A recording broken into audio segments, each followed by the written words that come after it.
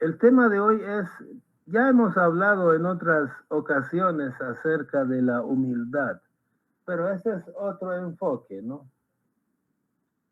Cada quien puede preparar el tema de una manera distinta. El universo de Dios es tan vasto que los temas, nada se termina hasta donde tú llegaste. Siempre hay algo más que decir. Entonces vamos a hablar acerca de la humildad, que al mismo tiempo que es una dádiva de Dios hacia la humanidad, hacia el hombre, también es una ofrenda del hombre hacia Dios. O sea, uno tiene que ser humilde como una ofrenda hacia Dios. Antes de ver el tema en sí, vamos a repasar muy brevemente cuáles son algunos desafíos de la humanidad de hoy. ¿Cuáles son algunos desafíos que la humanidad de hoy tiene como puntos negativos que no le permiten desarrollarse bien, no permiten que nos llevemos bien? ¿Cuáles son los desafíos? Bueno, si ustedes gustan lo pueden mencionar, ¿no? Pero yo saqué un cuadro donde investigando, ¿no? ¿Cuáles son los desafíos a nivel personal, individual, y cuáles son los desafíos a nivel colectivo? Nada más vamos a repasar. Como por ejemplo, ahorita la humanidad tenemos déficit de atención. Nadie te puede poner atención. Hay mucha gente con déficit de atención, especialmente con el uso de los celulares. La gente no puede poner atención más de 5 segundos a una cosa. O por ejemplo, la gente a veces es incapaz de buscar proyectos que a mediano y largo plazo le generen satisfacción, le generen alegría, ¿no? Quiere gratificación rápida, cosas que rápidamente lo gratifiquen. O por ejemplo, la gente mucho se miente a sí mismo, se autoengaña para hacer cualquier cosa, ¿no? Para no enfrentar lo correcto, la verdad. Falta de disciplina, la gente no tiene disciplina para lograr cosas. Yo estaba oyendo el otro día que esta es la primera vez que los hijos tienen un coeficiente más bajo que los papás, porque la humanidad hasta la fecha siempre ha ido progresando. ¿Qué quiere decir? Que la nueva generación es más hábil que la generación anterior. Esta es la primera vez tal vez en la historia de la humanidad en que la nueva generación sabe menos que la generación anterior. ¿Por qué? Porque eh, el conocimiento se menosprecia, ¿no? Hay una falta de compromiso. Debe ser también la poca investigación que hacen, ¿no? Cada uno. Exacto, sí, sí. Muy bien, gracias. Y también la incoherencia, ¿no? Entre el discurso y la actitud. El egoísmo es excesivo. Individualismo, cada quien ya no quiere comunicarse con nadie, sino que está en su propia concha. Ese es a nivel individual y son algunos desafíos. Y por supuesto, no me los inventé, yo le pregunté a la computadora, ¿no? A la inteligencia artificial y me dio esa lista. Puede haber mucho más, ¿no? Obviamente. A nivel colectivo, el cambio climático, estamos destruyendo el clima, el medio ambiente, hay pobreza y hambre, o sea, ¿cómo se dice? Desigualdad, extremos de pobreza y riqueza. Ese es un desafío enorme que con ayuda de la fe Bahá'í se va a ir resolviendo, ¿no? La desigualdad, falta de valores, falta de identidad. Las identidades se han perdido, ya no se sabe quién es hombre, quién es mujer. hay tantas identidades que han inventado. Guerras, ahorita hay conflictos, hay una buena guerra entre Irán, Estados Unidos, Israel y Rusia, Ucrania y otros más chiquitos, ¿no? Hay mucho fanatismo, mucho prejuicio, mucha discriminación. Son desafíos globales, colectivos. Hay muchas enfermedades que han brotado, pandemias, la degradación del medio ambiente y desafíos tecnológicos y otros, ¿no? Es decir, no vamos a hablar acerca de estos puntos, pero este es más o menos como para enumerar unos cuantos desafíos. Ahora, en opinión mía, ¿no, Kurosh? No necesariamente de todo el mundo. Hay un desafío que me inquieta y este señor, ¿no? Esta imagen me la mandó muy acertadamente Guillermo, ¿no? Dice, yo soy el más distinguido, el mejor. Es decir, hay una característica, una mala cualidad, ¿no? Que es la arrogancia y falta de una buena cualidad que es la humildad. Esta es una cosa muy arraigada. No sé si ustedes piensan igual, ¿no? Todo el mundo, todos compartimos este desafío, ricos y pobres. Hay ricos arrogantes, hay pobres arrogantes, hay jóvenes arrogantes, adultos arrogantes, hay blancos, negros, hay de toda clase social, hay científicos, hay ignorantes, arrogantes, ¿no? Cada quien se cree, como decimos aquí, la mamá de Tarzán, ¿no? Es decir, nadie es digno de decirte nada, nadie de enseñarte nada. El joven cree que sabe más que el adulto y tiene razón, en algunas cosas sabe más. Y el viejo cree que sabe más que el joven, también tiene razón, hay cosas que el viejo sabe más. Pero el problema no es que saben más o no, sino que se marginan, se menosprecian por el hecho de que creen que cada quien cree saber más. Entonces, pero cuando tú crees que sabes más, vamos a ampliar, ¿no? ¿Cuáles son los efectos de cuando uno cree que sabes más? Pero para dar un punto inicial, ¿no? Cuando tú crees que sabes más, eso te impide el progreso humano y espiritual, o sea, el progreso intelectual y el progreso espiritual. Te lo impide porque tú crees que sabes bastante y no tienes necesidad de aprender nada. Y entonces la arrogancia, falta de humildad, es una forma de egoísmo que se manifiesta en una actitud orgullosa y altanera de creerse superior a los demás y de no necesitar de nadie, ni su opinión, ni su ayuda, ni su guía. Baha'u'llah dice algo interesante acerca de este punto. Vamos a leer. No debe nunca tratar de enaltecerse por encima de nadie. Debe borrar de la tabla de su corazón toda huella de orgullo y vanagloria. Debe asirse a la paciencia y resignación, guardar silencio y abstenerse de la conversación ociosa. Baha'u'llah.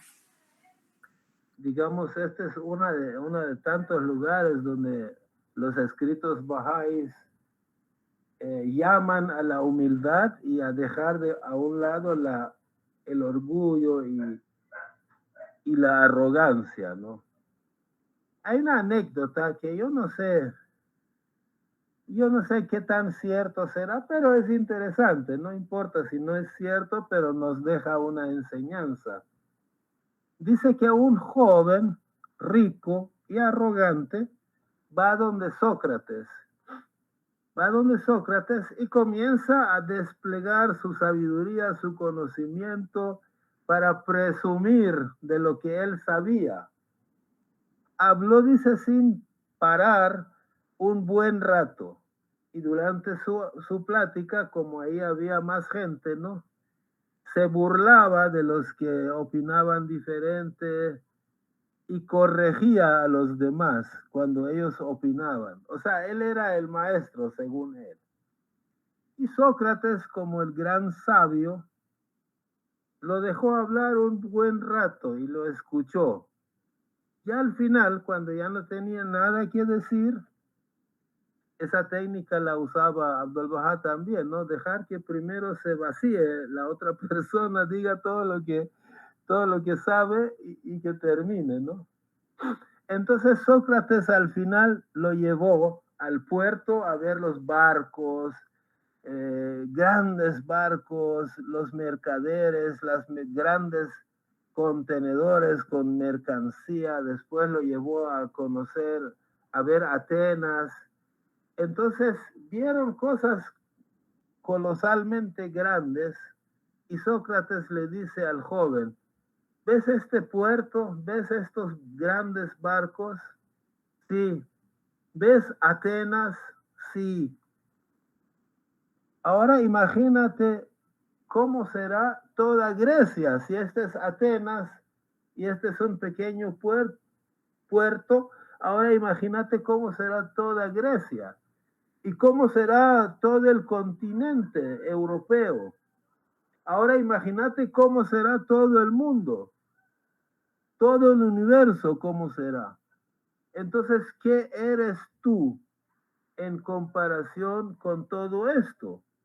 El joven no le quedó más que guardar silencio. Entonces después Sócrates dijo, es muy cierto esto, ¿no? Dijo, quien cree saber todo, deja de aprender. Quien reconoce lo pequeño que es frente a la vida, a la verdad, al mundo, a Dios, comienza a hacerse sabio. O sea, la grandeza comienza desde una postura humilde. Repito, quien cree saberlo todo, entonces como cree que lo sabe todo, deja de aprender, ya no necesita aprender nada más. Pero quien reconoce su pequeñez, su insignificancia, su ignorancia ante el todo, ante la vida, ante la verdad completa, entonces ese es el comienzo de la sabiduría, ¿no? Entonces, la arrogancia genera como una especie de ceguera, tanto a nivel humano como a nivel espiritual. Y esa ceguera es un gran obstáculo para escuchar a los demás y para aprender de ellos y así acceder a la sabiduría, a la verdad.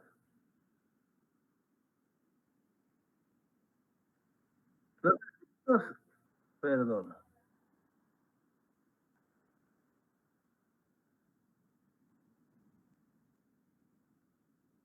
Los escritos bahá'ís están llenos. Los escritos bahá'ís están llenos de consejos, es decir, aconsejan superar la arrogancia. O sea, es algo muy urgente, ¿no? Muy necesario. Los escritos bahá'ís aconsejan superar la arrogancia y cultivar la humildad. Ahora, yo planteo esta pregunta. Sabemos que el hombre ha sido creado a imagen y semejanza de Dios. Es decir, Si yo soy amoroso es porque mi Padre, Dios, es amoroso. Entonces yo he heredado la imagen y semejanza de mi Padre, de Dios. Si Dios es justo, yo soy justo, pues a mi medida, pero es una chispa en comparación con soles, ¿no? Pero las cualidades que tengo yo las he heredado por ser semejante a Dios, las he heredado de Dios. Ahora la pregunta es, entonces, ¿de dónde proviene el legado de la humildad para el hombre? O sea, si yo soy amoroso y me parezco a Dios, Dios es amoroso, yo soy amoroso. Ahora, si yo soy humilde, ¿a quién me parezco? ¿Quién es humilde para que yo me parezca a él y también sea humilde? ¿Ustedes tienen una respuesta a eso? ¿Alguien desea opinar o no necesariamente una respuesta, pero... O sea, bueno, yo quiero arriesgar una opinión, una respuesta. Yo leí bueno, en algún libro Bahá'í, no recuerdo dónde, decir que la única cualidad que Dios no tiene es la humildad, porque Él es el todo. Y bueno, para nosotros la personificación de humildad son las manifestaciones divinas, ¿no? Que a pesar de su grandiosidad, de su perfección, permiten todo tipo de injusticias contra ellos, ¿no? O sea, dejan que la gente haga cosas bárbaras, les aconseja, les habla, les dice, pero no los obliga, porque pareciera que es como un gesto de humildad dejar de que las cosas sucedan tal cual las personas creen que es así. En una ocasión, la bendita belleza, cuando lo habían arrestado y lo llevaban, una mujer se acercó con la intención de tirarle una piedra, ¿no?, a Bajaola, y él dijo, dejen que esta pobre mujer alcance el deseo de su corazón. Esa mujer creía que estaba defendiendo el Islam, defendiendo la fe del Islam, ¿no?, atacando a Bajaola. Ese es un gesto de humildad. Bueno, para cortar, ¿no?, las manifestaciones de Dios son ejemplos de una humildad perfecta. está muy bien dicho, ¿no? Si alguien más desea opinar, simplemente me puede interrumpir. Yo preparé un cuadro, no es un gran cuadro, ¿no? Pero como para ilustrar el hecho de que todos los atributos que la humanidad hereda provienen de Dios, como están viendo en ese cuadro. Por ejemplo, Dios es el más amoroso. Yo soy amorosito, ¿no? Amoroso a nivel, pues, a mi nivel, ¿no? No a nivel grande, pero a nuestro nivel soy amoroso. Dios es el más generoso, yo soy mini generoso, micro generoso. ¿Por qué? Porque todas mis virtudes, mis atributos, son imagen y semejanza de Dios. Dios es el más compasivo, pues yo también soy un poquito compasivo, ¿no? Dios es el más misericordioso, yo también puedo ser misericordioso. Pero, ¿qué es la humildad? Dios no es humilde. Si los humanos somos imagen y semejanza de Dios, y nuestras virtudes provienen de las virtudes de Dios o son un reflejo de sus virtudes, como vemos en el cuadro, pero entre las virtudes humanas hay una que no es copia de las virtudes divinas, que Dios no la posee. Dios no es humilde, no puede ser humilde por definición. Entonces, la humildad es un regalo, es una dádiva de Dios, como decía el título de esta reunión, ¿no?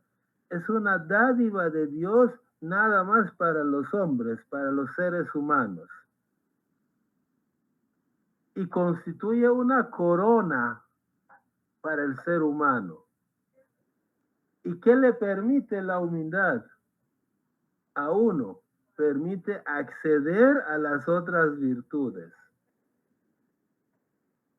O sea, si yo no soy humilde, hay muchas virtudes que no se pueden desarrollar en mí, virtudes positivas, ¿no? Y hay muchas malas cualidades que se desarrollan en mí si yo no soy humilde. Entonces, la humildad es una dádiva de Dios, un regalo de Dios únicamente para el hombre. Los animales no tiene sentido que sean humildes. Dios no tiene sentido que sea humilde. Solo el hombre posee esa virtud y debe desarrollarla. Pero al desarrollarla, progresa espiritualmente, aprende del entorno y se hace grande. Pero es una virtud únicamente para el ser humano. Estamos de acuerdo que Dios no es humilde, ¿no? Ni hay otros seres que puedan ser humildes. Es una dádiva únicamente para el ser humano. Ahora, a veces, muchas veces, la humildad se confunde con la debilidad o pobreza.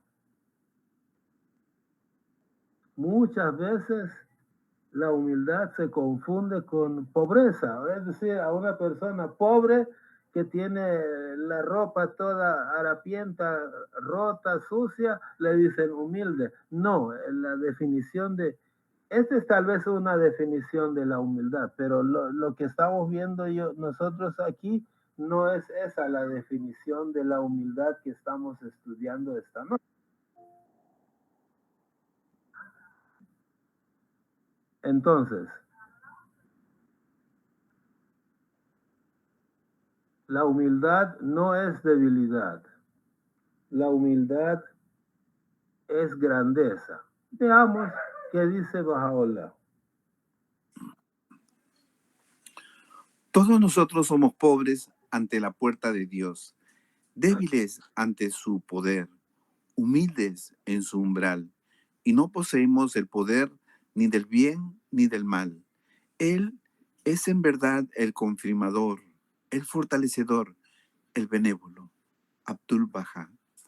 La humildad exalta al hombre al cielo de la gloria y poder, mientras que el orgullo lo sumerge en las profundidades de la vileza y degradación. Bahá'u'lláh. Interesante, ¿no? Aquí Abdul Baha nos está diciendo que nosotros somos imperfectos, débiles, somos pobres, pero ante Dios. O sea, no somos pobres ante nuestra propia posibilidad de progresar. Es grande la oportunidad que tiene el hombre para progresar. Obviamente, si tú lo comparas con Dios, entonces es cero, débil, pobre. Entonces, cuando dice que somos débiles y pobres, es ante Dios, comparado con Dios. Tenemos que estar conscientes de nuestras propias limitaciones y la necesidad de superación.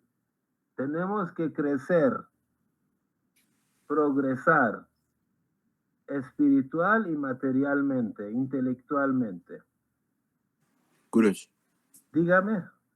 En los escritos Bahá'í también he encontrado que dice que cuando uno no desarrolla las virtudes, estas se atrofian y se truncan. Gracias. Gracias, qué interesante, ¿no? Entonces se pueden convertir en otra cosa, ¿no? una virtud que no lo aprovecha se convierte en un defecto, obviamente, ¿no? Porque la falta de luz es sombra. No hay luz, hay oscuridad. Kurosh, Adelante. gracias. Yo recuerdo bien el caso, no sé si lo leí o me lo contaron, no recuerdo. Creo que me lo contaron. Ok. Mirza Abul Faz fue un Bahá'í erudito, muy erudito. Antes de ser Bahá'í ya era erudito también. Pero él conoció a la fe Bahá'í a través de un hombre humilde, un guerrero, que seguramente era un hombre iletrado. De hecho, era un hombre iletrado porque trabajaba con las manos, y entonces él le hizo una pregunta a Abul Faz y le dijo, señor, porque sabía quién era Abul Faz, un hombre muy culto, muy leído, un sabio. Le dijo, señor Abul Faz, una pregunta quiero hacerle. Hay una tradición islámica que dice que los perros, donde hay un perro no hay ángel. ¿Ángel? Sí, le dijo, existe, claro que sí. Y otra pregunta más, cada gota de lluvia lo baja un ángel. Sí, por supuesto, esas son tradiciones del Islam, ¿no? De la chiita. O sea que cuando llueven los perros no se mojan. Y entonces se quedó pensando, y bueno, tienes razón, ¿no? Caramba, no me deja pensar. Y entonces él averiguó quién era ese herrero, ¿no? Porque hacía pregunta tan capciosa, tan inteligente, ¿no? Se enteró que era un Bahá'í, él investigó la fe, pero demoró en hacerse Bahá'í, demoró, no fue inmediato. Y él cuando ya aceptó la fe después de un tiempo, aceptó la fe, él le pidió perdón a Bahá'u'lláh por haber demorado y le dice, por favor, permítame usted nunca estar en su santa presencia porque no merezco estar en su santa presencia por haber errado. Y Bahá'u'lláh le permitió ese pedido y nunca más se presentó a presencia de la bendita belleza, pero se comunicaban por escrito y cosas así. Él ha sido uno de los más eruditos Bahá'í que hemos tenido en la fe. Todavía no hay alguien que lo haya superado, ¿no? Es buena historia, gracias.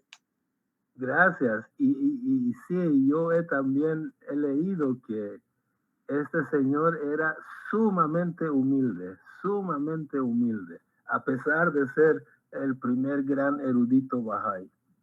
Bueno, entonces lo que dice Bahá'u'lláh aquí es el otro lado de la moneda, que ser humilde no significa, no es sinónimo de ser débil. No es debilidad, ser humilde no es debilidad. Por ejemplo, Abdul Bahá era sumamente humilde. Este señor Abul Faz que usted dice era sumamente humilde y ninguno de ellos era débil o ignorante, ¿no? O que fuera poca cosa. Ser humilde es tener poder y grandeza, es sinónimo de grandeza, grandeza espiritual.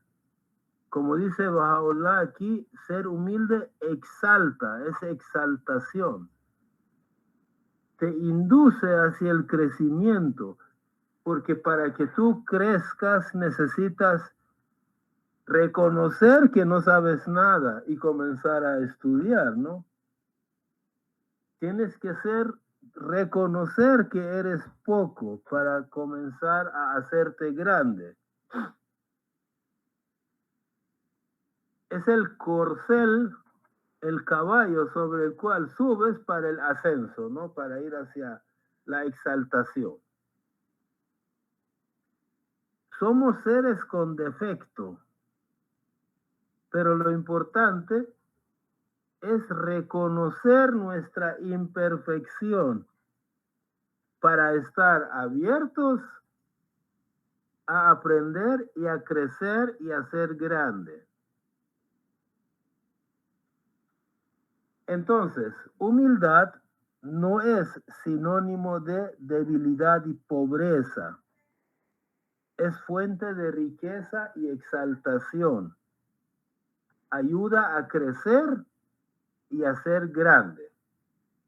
Por ejemplo, yo leí esta anécdota cortísima de Abdul Bahá. Dicen que la humildad de Abdul Bahá no provenía de debilidades. Una vez, un niño pequeño le pregunta a Abdul Bahá: maestro, ¿por qué todos los ríos fluyen hacia el océano? ¿Por qué todos los ríos fluyen hacia el océano? Ahí tienen una imagen, ¿no? ¿Por qué? Entonces él contesta, ¿no? Porque el océano, si bien es grande, es colosal, pero se coloca abajo.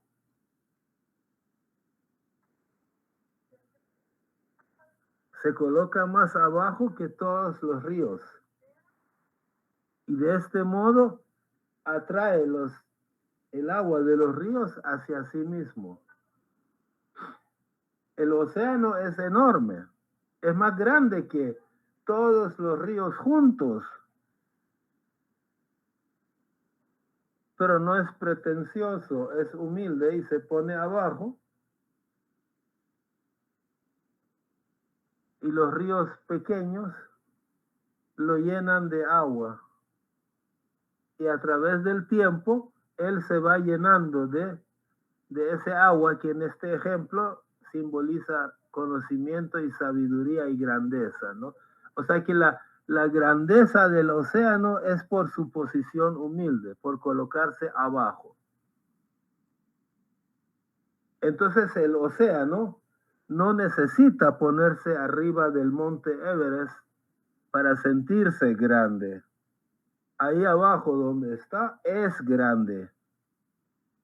Eso es más o menos una metáfora, una forma de explicar por qué es que una persona humilde puede ser grande. Porque la grandeza no viene de algo externo. La grandeza está dentro de él. No tiene que envidiar a otros cuando hablan o cuando hacen algo interesante, algo bueno. Más bien escucha a cualquiera con atención para aprender. ¿Qué importa quién está hablando? Pero ¿qué pasa con el ignorante? El ignorante es arrogante y no escucha. No escucha. Cree que todo lo sabe y no nada sabe. Le molesta que otra persona sepa más que él. Se siente inferior, ¿no? Entonces, que el océano se ponga más abajo que los ríos no significa que el océano es más pequeño que los ríos. Es para recibir toda la riqueza que los ríos traen desde arriba, desde lo alto. Y arriba, lo alto simboliza, digamos, a lo divino, ¿no? Dios. Entonces, cuando tú escuchas a los que pueden ser o no ser inferior a ti, eso no importa, ¿no? Tú escuchas a otro. Tú escuchas poniéndote en una posición baja, no pretenciosa, pero te colocas en una posición baja como para poder recibir toda la sabiduría que traen los demás desde lo alto, o sea, heredados de Dios, ¿no?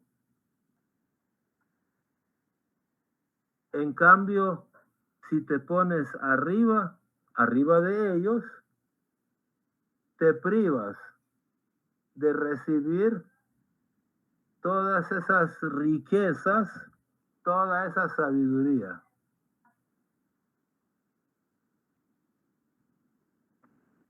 La tarea más crucial de un Bahá'í es el servicio a la humanidad.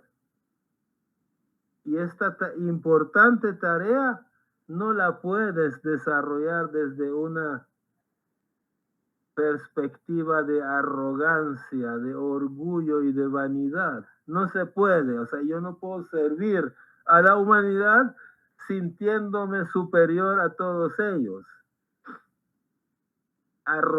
Con arrogancia, con orgullo, con vanidad.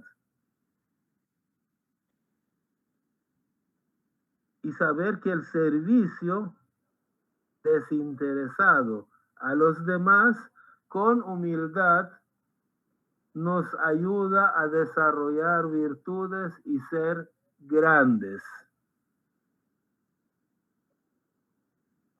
Si el océano, por su humildad, es grande, es el más grande, pues si yo quiero ser grande, también tengo que tener una postura humilde. Entonces la humildad me va a exaltar.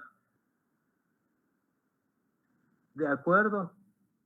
Si desean opinar algo, pues con todo gusto, ¿no?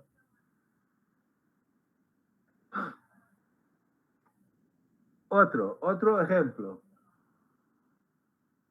¿Por qué yo tropiezo 100 veces con la misma piedra?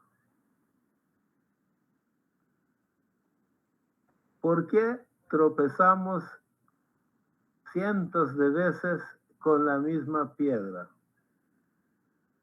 Pues a veces por necedad y por falta de humildad.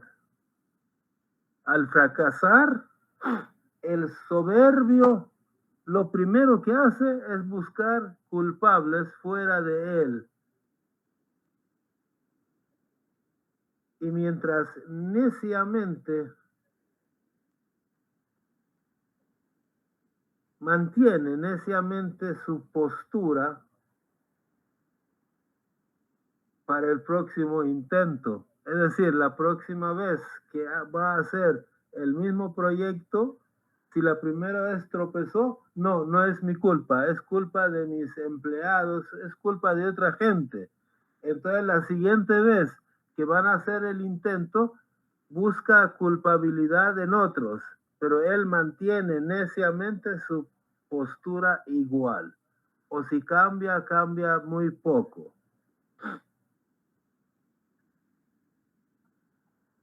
Pero el humilde, ¿qué hace? Busca errores suyos. La humildad es la virtud más grande. Es la virtud que te hace grande también. Hace que uno se corrija. Y si uno se corrige, reconozca su error y lo corrija. Entonces hace que uno crezca. En lugar de buscar culpables y yo me quedo así como estoy. ¿Correcto? Muchos jefes fracasan porque después de un proyecto fallido se ponen a repartir culpabilidad entre los empleados. A cualquiera lo culpan menos a ellos mismos, menos a sus planteamientos. Y yo pienso, ¿no?, que cada quien debe corregirse a sí mismo y ver cómo apoya a los demás si lo necesitan. Pero principalmente cada quien en ese proyecto debe ver su propio error, debe analizar su propio error. No hay mejor manera, porque si cada quien comienza a buscar los errores de otros, no va a poder corregirse, porque los otros, quién sabe si lo van a aceptar o no. Pero si tú buscas tus propios errores, entonces tú los corriges. Cada quien debe evaluarse con humildad y ver en qué puede mejorar. Esto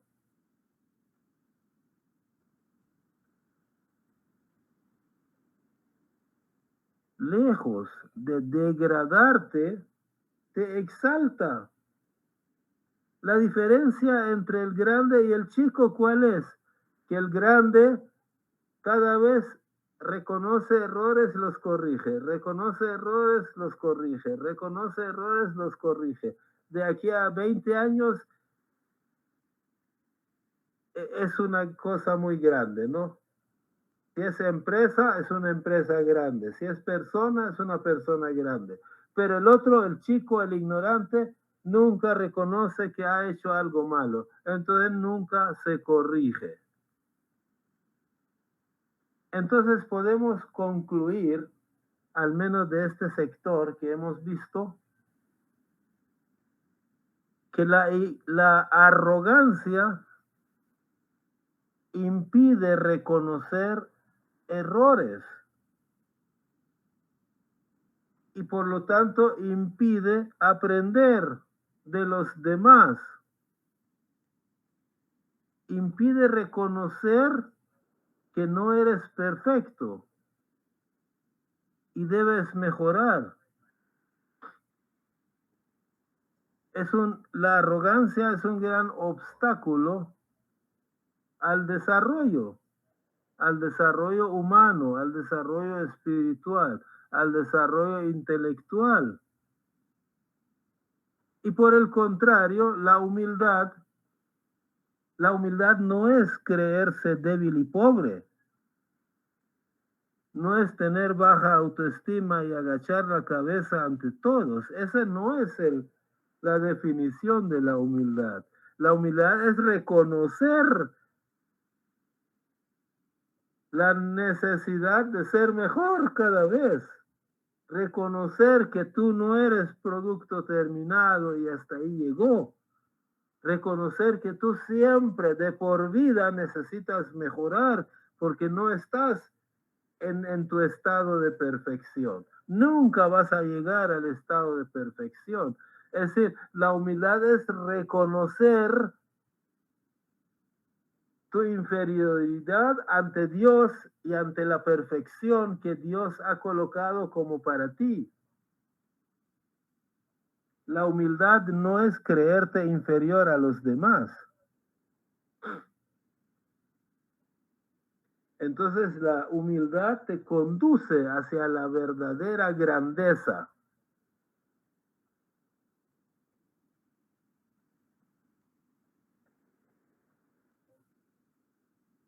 Ok, ahora bien,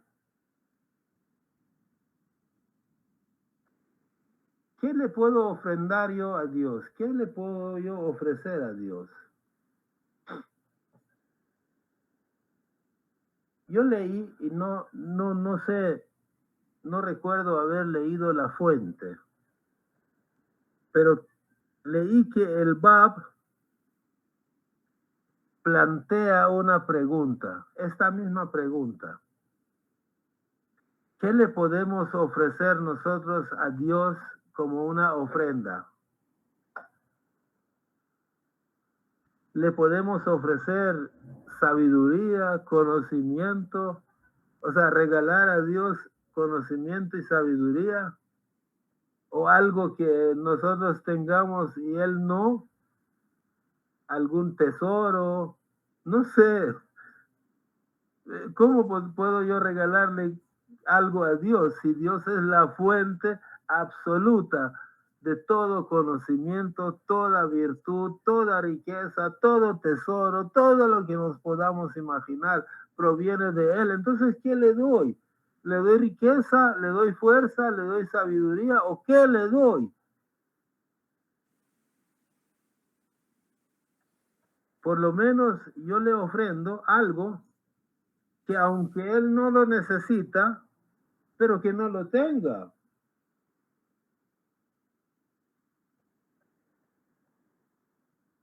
Entonces el Bab da un ejemplo, dice, ¿qué tal si tú vas a ir a visitar a un gran rey, al rey de tu país, ¿no?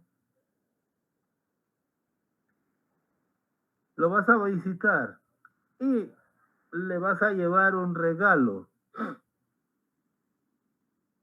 Vas a buscar algo que él no tenga, pero ¿cómo vas a llevar algo que el rey no tenga si es el dueño de los más grandes tesoros del país? Entonces, cómo haces para encontrar algo que el rey no tenga? Dice el Bab, de repente alguien te dice, llévale una piedra lunar, una piedra, un meteorito, algo así que haya venido de la luna, del cielo. Entonces vienes tú, le llevas la piedra lunar y al señor rey y se lo ofrendas y él, él, él es feliz. ¿Por qué? Porque le has llevado algo que él no tiene. Pero en caso de Dios, que es el dueño absoluto de toda la creación, de todos los tesoros del mundo, de con todo el conocimiento, toda la sabiduría, entonces, ¿qué le ofreces? Entonces, ahí es donde el Bab te sugiere, ¿no? Ofrécele tu humildad. Ofrécele el hecho de que tú no eres nada ante él. Ofréndale tu nada. O sea, el hecho de que tú no eres nada. Ponlo a su disposición, tu humildad. Ora humildemente ante él y ofrécele tu humildad, tu servidumbre ante él.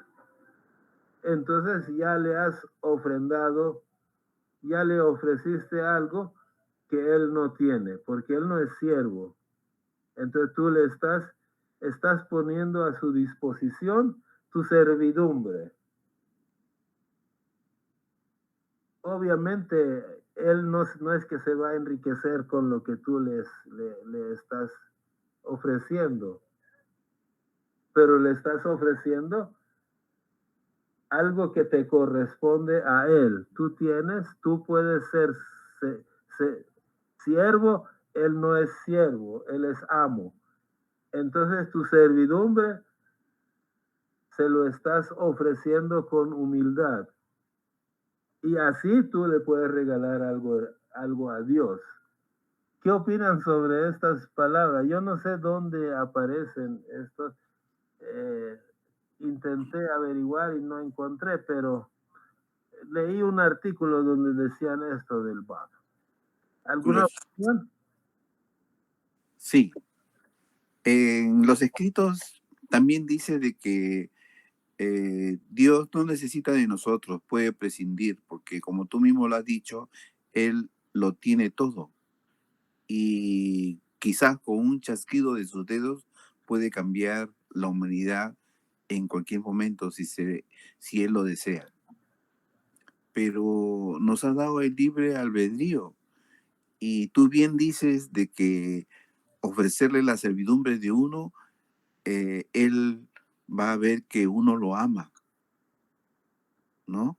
Sabe de su grandeza y como muchas veces cuando hago la oración del mediodía, cuando termino la oración del mediodía digo, no soy nada, ¿no? En comparación con todo lo que hay, inclusive con otra persona que es mejor que uno en todo sentido, ¿no? ¿Qué será pues con Dios, que ha hecho todo el universo y puede hacer lo que desea? Gracias. Maravilloso, así es. Es decir, yo le voy a ofrecer a Dios, no es que le sirva, porque a él nada le altera, nada le sirve, nada lo cambia. O sea, es decir, nada que pueda hacer yo tiene un efecto sobre él. Pero para mí mismo, para mi propia grandeza, ¿qué le ofrezco al umbral sagrado de Dios? Mi humildad, mi servidumbre, porque es mi papel, es mi papel. Me acordé de una cosa que es tema de otra reunión, pero mencionar así rapidito, que cuando la familia de Baha'u'llah, cuando el padre de Baha'u'llah falleció, él tenía esclavos. Entonces todo eso se lo heredaba a Baha'u'llah, pero sabemos que Baha'u'llah, aún antes de manifestar su misión, era contrario a tener esclavos. Entonces el esclavo llega donde Baha'u'llah y dice, le pide por favor que lo libere. Entonces Baha'u'llah lo libera y hace una tablita chiquita en honor a esa liberación, ¿no? Entonces le dice Dios, algo así más o menos, Dios, en este momento un esclavo tuyo está recurriendo a otro esclavo tuyo para que lo libere. Es decir, este es esclavo mío, pero principalmente es esclavo tuyo. Y está viniendo donde mí, que soy otro esclavo tuyo, y me está pidiendo que lo libere. Está bien, lo libero, pero Diosito, yo no quiero dejar de ser tu esclavo. Es decir, Baha'u'llah está ofrendando a Dios su esclavitud, su servidumbre ante el umbral sagrado, ante la perfección absoluta, ¿no? Ante la grandeza absoluta. Bueno, simplemente me acordé, ¿no? Entonces, ¿qué le puedo ofrendar a Dios? Mi servidumbre, mi esclavitud, mi nada. Kurosh. Adelante. Por ejemplo, en esta época, nosotros que hemos investigado, otros que están investigando, nosotros que hemos investigado la fe Bahá'í, esta época, una forma de darle servidumbre a Dios es ir con las guías de Baha'u'llah, gracias a que Dios lo ha permitido, enseñar lo que ha traído al mundo para que la civilización progrese, como es, por ejemplo, la forma administrativa, ¿no?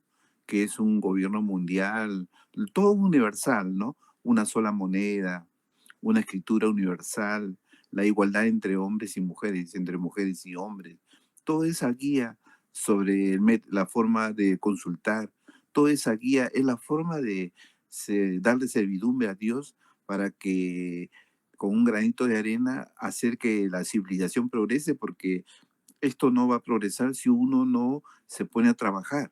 No es algo mágico. Algunos personas de otras religiones creen que en un momento va a haber un evento y todo se va a solucionar.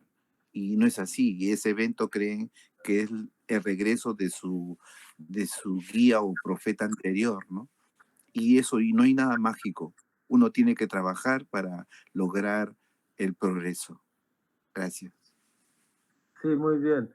Entonces, Cristian acaba de, como él no puede hablar, no tiene micrófono, escribió que le recuerda estas palabras a unas palabras de una tabla de visitación donde dice, conviérteme en polvo en el camino de tus amados, ¿no?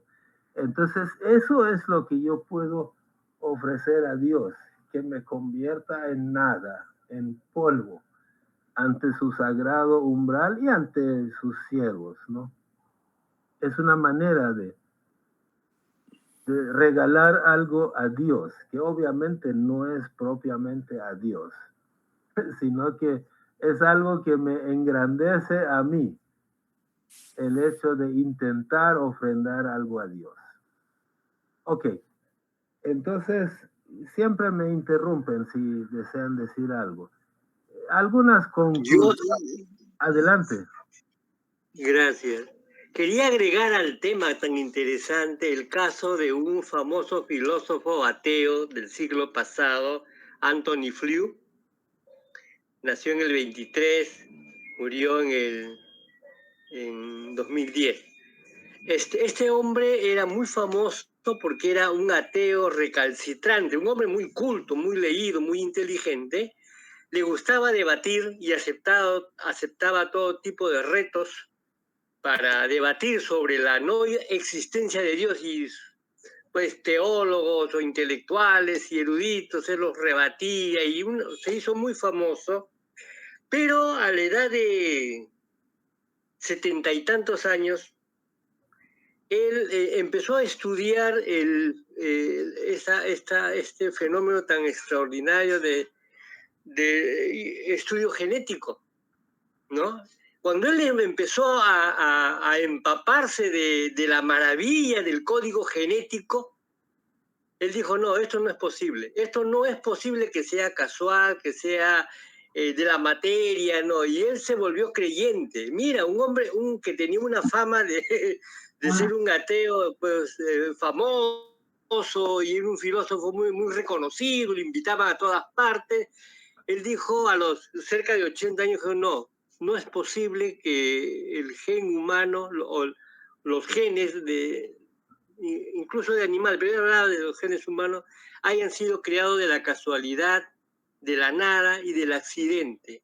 Y él se declaró creyente y escribió un libro sobre Dios, se llama Dios existe, punto, se acabó, se peleó con todo el mundo, lo dejaron de invitar, yo ahora casi no lo citan en ninguna parte a él, incluso cuando yo busco en internet o veo muchas cosas, él no existe. Porque no, es un hombre tan famoso y tan inteligente que luego que haya pues dado un vuelco de 180 grados es una cosa increíble, ¿no? Él murió no hace mucho, en el 2004, pero a mí me parece que es un signo de humildad, ¿no? Un signo de humildad muy interesante. Él se hizo católico, cristiano, un signo de humildad porque él reconoció de que, bueno, sus conocimientos y toda su trayectoria no había sido nada, pues, nada de nada, ¿no? Que se había vivido equivocado. Entonces, una forma muy, muy interesante, muy bonita, de que alguien de su talla intelectual y de su fama haya reconocido, me equivoqué y Dios existe. Ese es un caso bien curioso, ¿no? Ya, gracias. Qué interesante, Humberto. Es por supuesto que es una postura sumamente humilde, porque él se puso al nivel más bajo posible ante sus colegas. Prueba de ello que ya no lo tienen en cuenta. Pero él prefirió ponerse ahí abajo y ahora es grande, espiritualmente es grande. La diferencia entre donde él estaba y donde él está ahora es de 0 a infinito.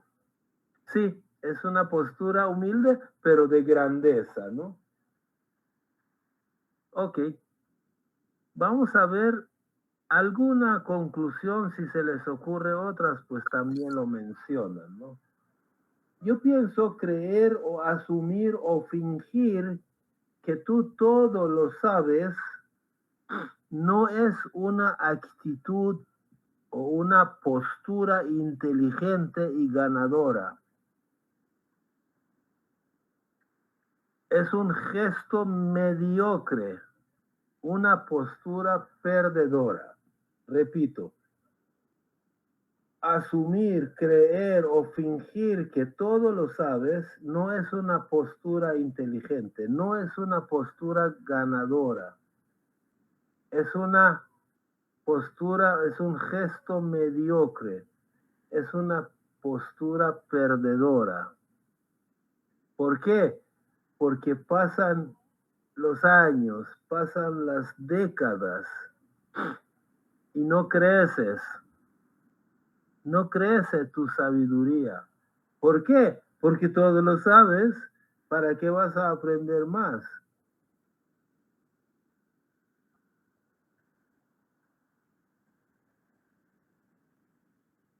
Creer que yo por ser viejo sé más que el joven,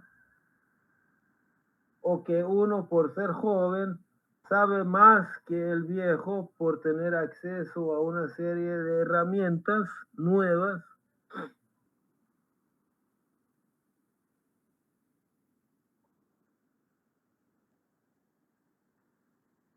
es una actitud mediocre. ¿Por qué? porque no te permite aprender la sabiduría de la mitad de la población mundial. ¿Qué importa quién sabe más? No hay competencia. O se puede decir que la competencia no es con el vecino, es con mi propia máxima capacidad. O sea, yo tengo que competir conmigo mismo a ver hasta dónde yo soy capaz de llegar. Lo que debes buscar es conocimiento y sabiduría, y lo vas a encontrar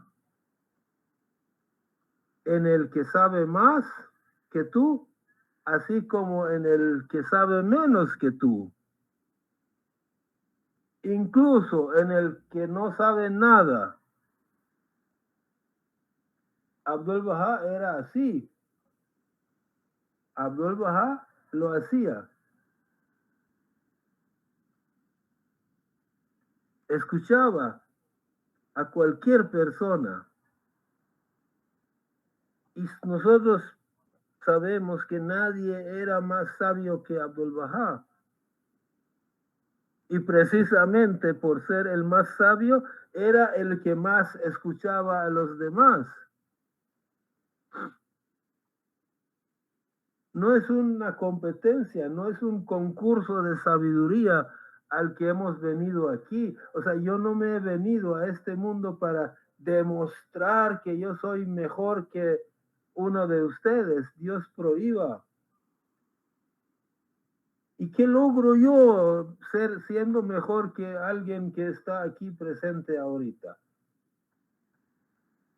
Si yo no llego a la máxima capacidad que Dios ha dispuesto para mí, ¿de qué me sirve ser mejor o peor que otro?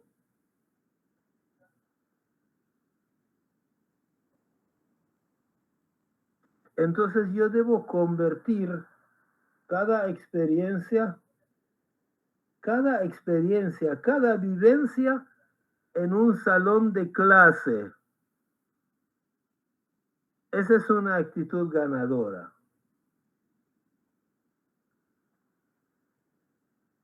Aquí está presente nuestra amiga Marina, que muchas veces cuando quería preguntar si va a haber reunión o no, esta reunión, ¿no? Me decía, ¿esta noche va a haber clase o no va a haber clase? Yo siempre le decía, no es clase. Es que ahí está el profesor Kurosh. Sí, sí, pero no es clase en ese sentido. Pero me gusta su actitud, su postura. Eso es lo que yo le decía, ¿no? Le decía, Marinita, no es clase lo que yo doy, pero me gusta su actitud, me gusta su postura, porque entra humildemente como alumna para aprender de quien sea. Entonces le dije, yo también, para mí también es una clase. Yo también entro para aprender de las opiniones de los demás y aprender de la preparación que hago para antes de dar el tema, ¿no? Todos aprendemos. La única manera de crecer es creer que te hace falta más sabiduría, más conocimiento y tratar de adquirirlo. Entrar aquí para enseñar o para cambiar a los demás es una tarea de un maestro, no es una tarea de ninguno de nosotros, porque ¿quiénes somos? No nos compete. A mí me compete cambiar yo, mejorar yo.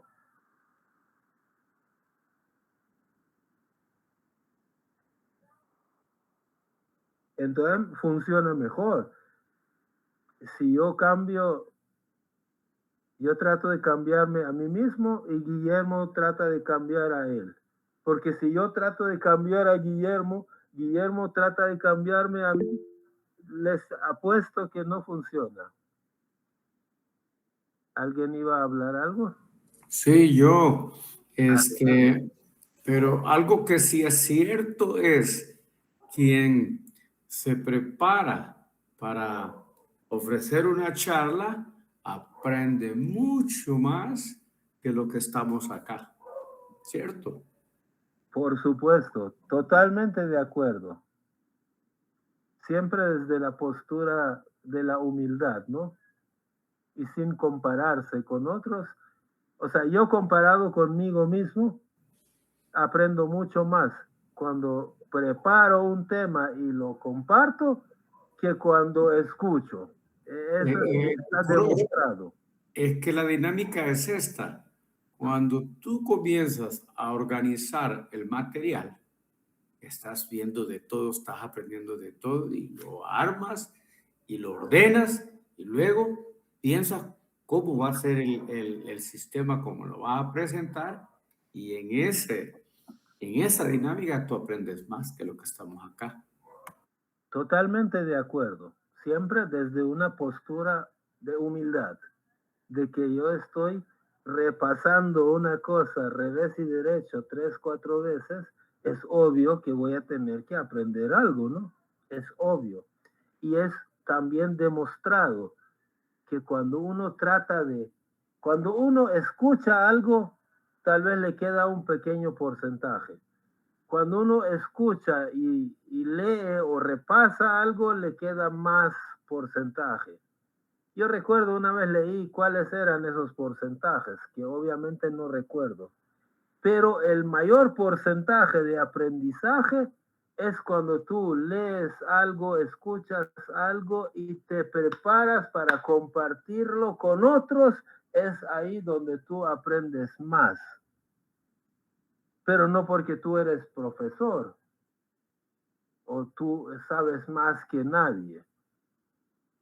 Entonces mi conclusión final es esto, ¿no? Creer que tú sabes suficiente te impide seguir aprendiendo. Es lógico. Y es lo que Sócrates le dijo a aquel joven vanidoso y arrogante, ¿no? Creer que sabes suficiente te impide seguir aprendiendo. Es lógico, ¿correcto? Esa es mi conclusión Correcto. final. Hay una expresión, además de esa, de Sócrates, que todos sabemos, ¿no? Él dijo, solo sé que nada sé. Y lo dijo uno de las mentes más brillantes del mundo, ¿no? Y que no ha podido ser superado por por otro humano, otro filósofo igual que él, ¿no? Solo sé que nada sé. Sí, es correcto. Es decir, el conocimiento es como una montaña. Digamos que cuanto más subes, más acceso tienes al otro lado. Ahora supongamos que llegas a la cima. Cuando llegas a la cima, recién ves al otro lado todo lo que hay.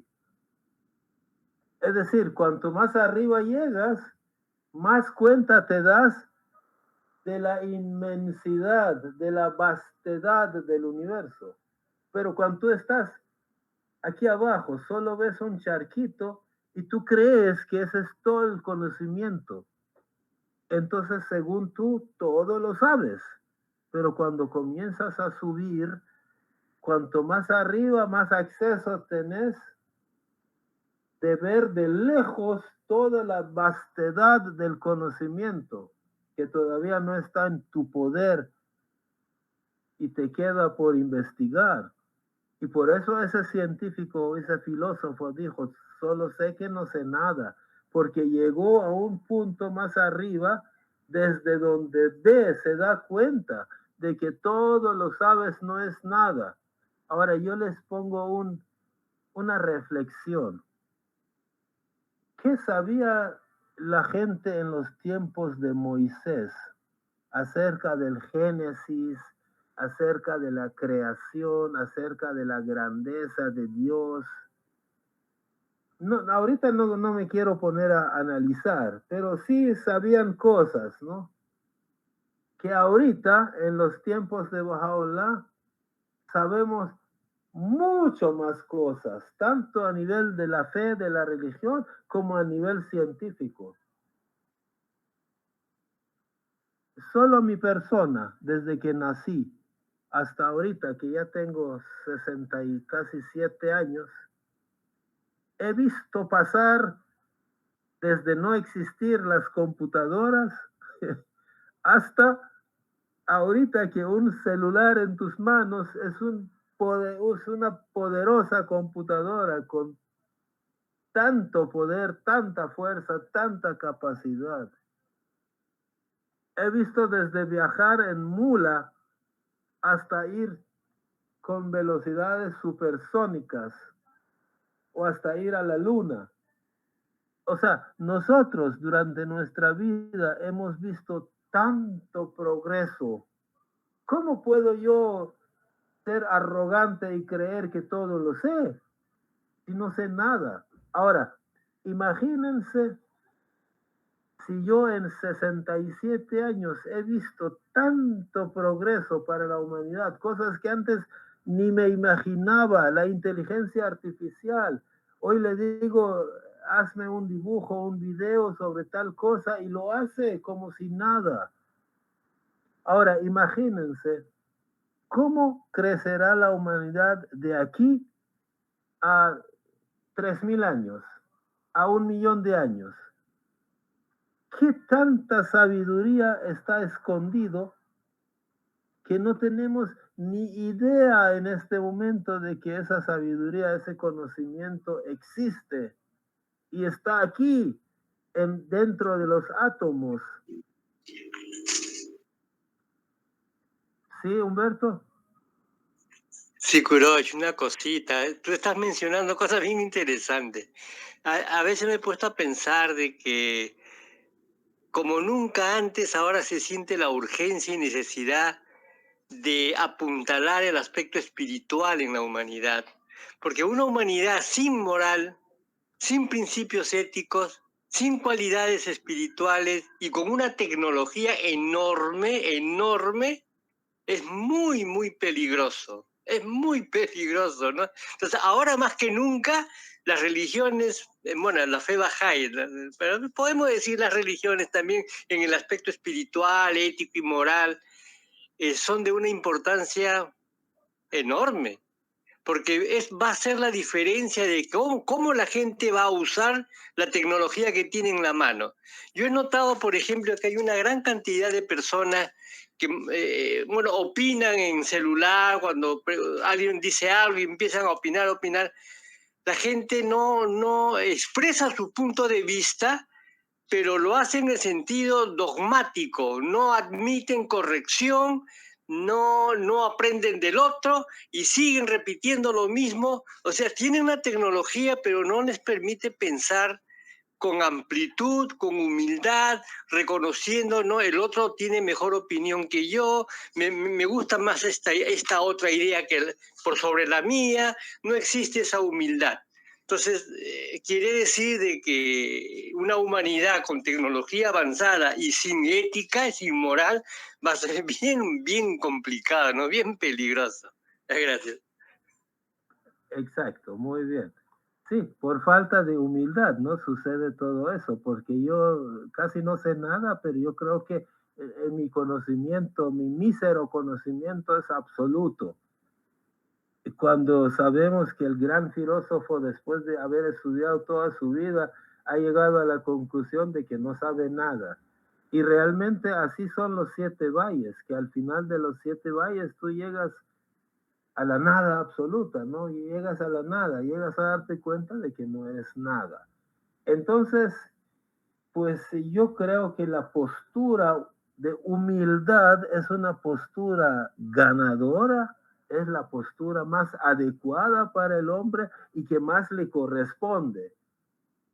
Y es la que más permite progresar. ¿Ya? Pues yo me acuerdo, los alcohólicos anónimos decían, el requisito para que tú dejes el alcohol es darte cuenta que tienes un problema, de que eres alcohólico, y ese es un problema. Yo digo, el requisito para dejar la ignorancia es reconocer que eres ignorante. No siendo ignorante creer que todo lo tienes bien. Entonces es muy importante que uno humildemente, ¿no?, sepa que no es nada. Entonces va a luchar toda su vida para salir de eso. Pero cuanto más sale, más cuenta se da de que no es nada. Y para mí eso es la perfección, ¿no? Cuando se da cuenta absolutamente de que no es nada ante Dios. Bueno, muchísimas gracias por la presencia de cada uno de ustedes. Da riqueza a este esfuerzo, ¿no? A este pequeño esfuerzo para aprender. Muchas gracias, Claro. Kurosh. Muchas gracias. Gracias a Gracias a usted, todos. Kurosh. Gracias, Kurosh. Gracias, Kurosh. Un abrazo a todos los Interesante. amigos. Como siempre. Excelente. Kurosh, Buenas necesita aprender más, noches no a sabe todo. todos. Buen descanso y gracias. Acá, buenas noches. Un abrazo a todos Buenas los amigos. noches. Buenas noches. Feliz Bye. Buenas noches a todos. Dios.